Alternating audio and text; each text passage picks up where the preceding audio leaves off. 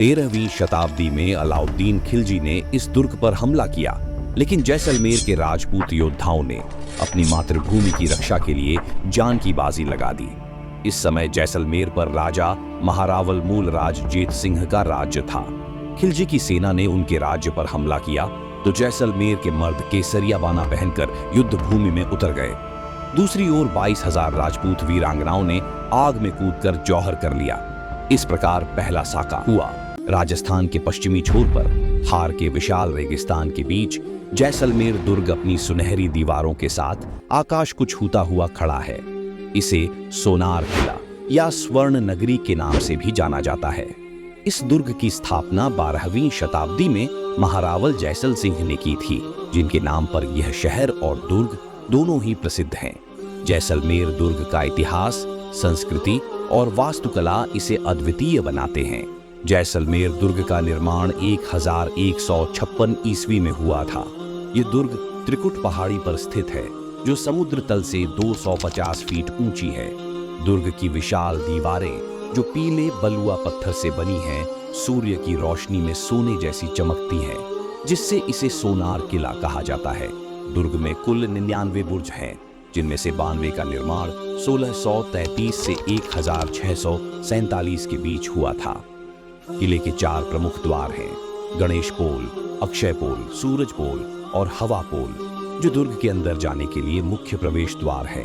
किले के अंदरूनी हिस्से और रहस्य दुर्ग के भीतर कई महत्वपूर्ण इमारतें, महल और मंदिर हैं। यहाँ के महलों की जटिल नक्काशी और स्थापत्य कला इस क्षेत्र के समृद्ध इतिहास और संस्कृति को दर्शाती है।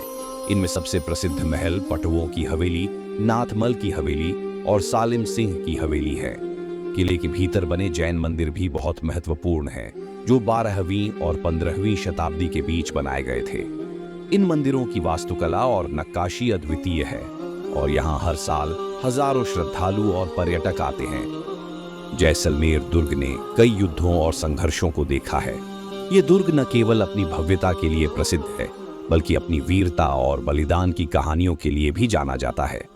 13वीं शताब्दी में अलाउद्दीन खिलजी ने इस दुर्ग पर हमला किया, लेकिन जैसलमेर के राजपूत योद्धाओं ने अपनी मातृभूमि की रक्षा के लिए जान की बाजी लगा दी।